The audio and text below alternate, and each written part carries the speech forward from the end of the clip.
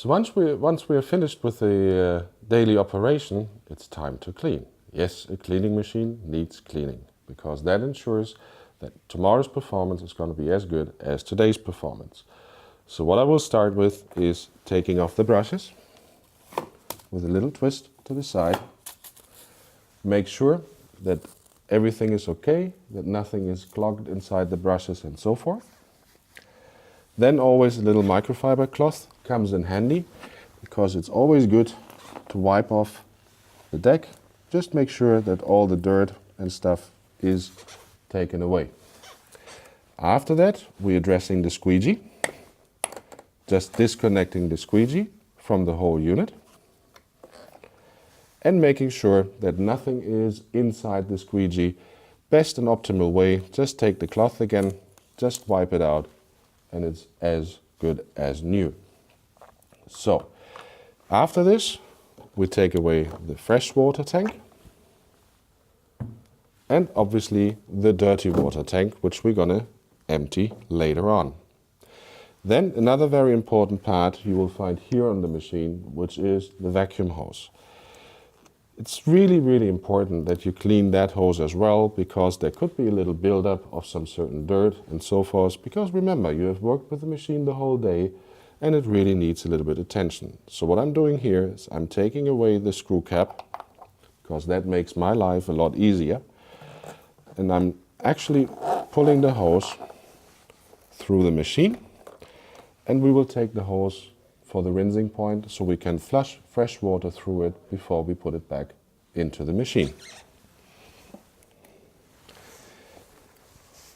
Then on the front part of the machine, it is very important that you have a look at both of these elements.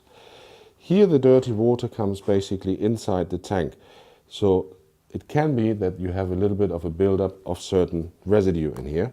So just pull this out, make sure it's clean and that there's no dirt inside, and fit it back inside the machine.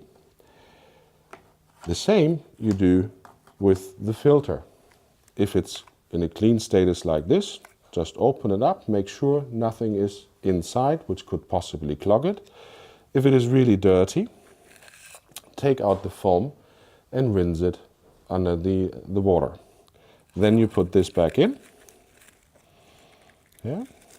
Make sure that it fits nice.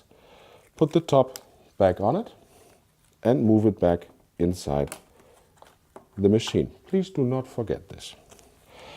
So then if you see some outside dirt or whatsoever, or residual water, just quickly take it away again with your microfiber cloth, and then you're almost done, because then you take the batteries out, again color coded, and put them into the charger, so we make sure they're ready to go for tomorrow morning.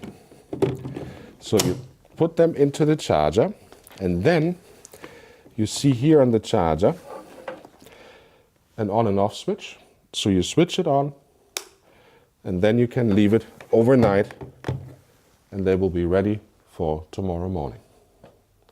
So now we have cleaned the hose, cleaned the dirty water tank and the fresh water tank. To put the hose back in, please always take the side where the cap is off and move it in this direction, because that makes your life a lot easier, because otherwise it has a hard time to go in.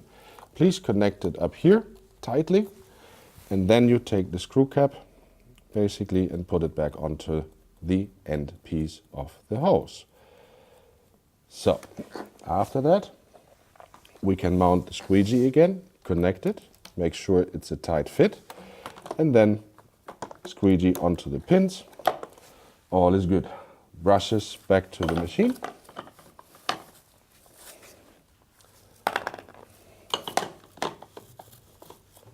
And last but not least, you can put the tanks on. In case you have some insecurities about the machine, we have printed some advice, some tips and tricks as well onto the insides of the tanks for your reading. Put them back on, and your machine is clean and ready to go for the next day. Thank you very much for your time and attention. We hope you enjoyed it and it gave you some little tips and tricks to operate the i-mop. And again, we wish you a lot more fun in your cleaning tasks on a daily basis. Enjoy your i-mop.